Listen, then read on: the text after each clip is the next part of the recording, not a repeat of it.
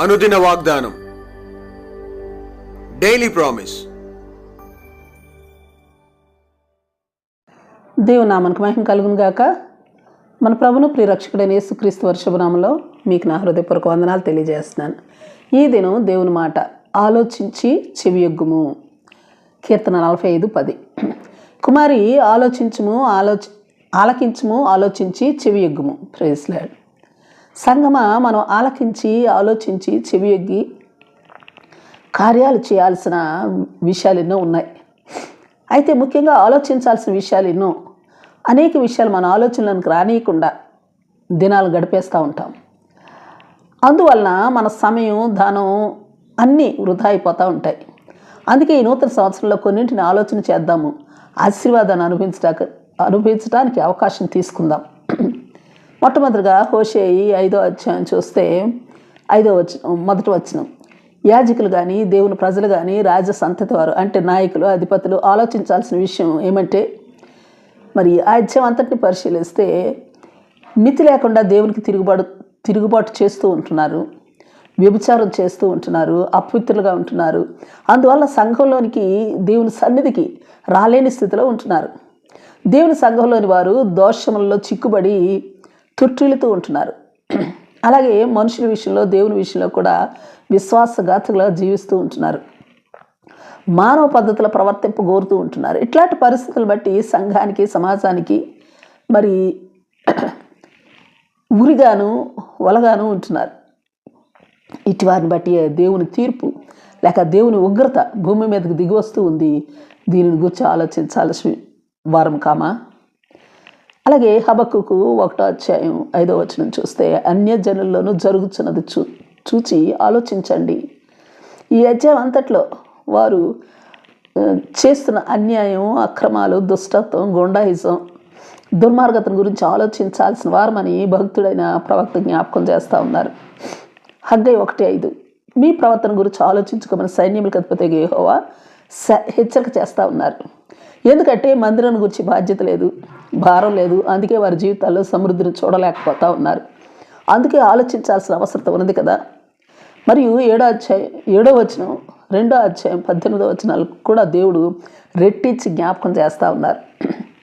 యోబు 12:14-25 వచనాలు చూస్తే, ఆలోచించుము, ఆయన పడగొట్టగా ఎవరును మరలా కట్ట జాలరు, ఆయన మనుషుని చెరలో మూసివేయగా తెరచడం ఎవరికి సాధ్యం కాదు.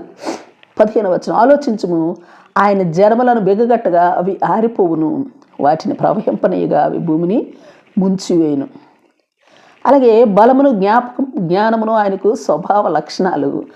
మోసపడువారును, మోసపుచ్చువారును ఆయన వశంలో ఉన్నారు. ఆలోచనకర్తలను వస్త్రహీనులుగా చేసి ఆయన వారిని తోడుకుని పోవును. న్యాయాధిపతులను అవివేకులుగా కనపరచును. ఆలోచనకర్తలను వస్త్రహీనులుగా చేస్తాడు, న్యాయాధిపతులను వివేకులుగా కనపరుస్తాడు. రాజుల అధికారులను ఆయన కొట్టివేయును, వారి నడుములకు గొలుసులు కట్టును. యాజకులను వస్త్రహీనులుగా చేసి వారిని తోడుకొని పోవును, స్థిరంగా నాటుకొని వారిని ఆయన పడగొట్టును. వాక్చాతుర్యము గలవారి పలుకులు నిరర్ధకము చేయును, పెద్దలకు బుద్ధి లేని వారిని చేయను. అధిపతులను ఆయన తిరస్కారం చేయను, మరి అలాగే బలాఢ్యులు నడికట్లను విప్పును. చీకటిలోని రహస్యములను ఆయన బయలుపరచును, మరణాంధకారమును వెలుగులోనికి రప్పించును. జనములను విస్తరింపచేయును, నిర్మూలము చేయను, సరిహద్దులు విశాలపరచును, జనములను కొనిపోవును. భూజనుల అధిపతుల వివేచన ఆయన నిరర్ధకము పరచును, త్రోవలేని మహా అరణ్యంలో వారిని తిరుగులాడినట్లుగా చేయను.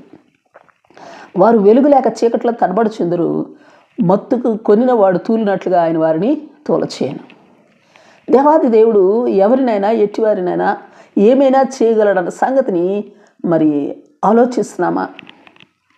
ఇన్ని విషయాలు గురించి ఎప్పుడైనా ఆలోచించామా? ఈ నూతన సంవత్సరంలో తప్పగా ఆలోచిద్దాం. యోబు 36:5, ఆలోచించుము, దేవుడు బలవంతుడు కానీ ఆయన ఎవరిని తిరస్కారం చేయడు, ఆయన వివేచన శక్తి బహు బలమైనది. అందుకే రోమా 13:14 చెప్పబడినట్లుగా, మెట్టుకు ప్రభువైన యేసుక్రీస్తును ధరించుకున్న వారై శరీరేచ్ఛలు నెరవేర్చుకొనుటకు శరీరం విషయమే ఆలోచన చేసుకొనకుండా 12:17, కీడుకు ప్రతి కీడు ఎవనికి చేయకుండా మనుషులందరి దృష్టికి యోగ్యమైన వాటిని గురించి ఆలోచన కలిగి ఉందాము. ఆమేన్, ఆమేన్. ప్రార్థన చేసుకుందాం. ప్రేమ నమ్మకం కలిగిన మా పరలోకపు తండ్రి, నీ పరిశుద్ధ నామానికి స్తుతులు, స్తోత్రాలు దేవా.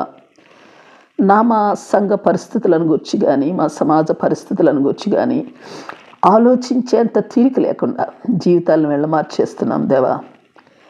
నిన్ను గురించి కానీ, నీ క్రియల గురించి కానీ ఆలోచించేంత తీరిక లేకుండా కాలాన్ని గడుపుతూ ఉంటున్నాం దేవా. ఈ నూతన సంవత్సరంలో మా పరిస్థితుల గురించి,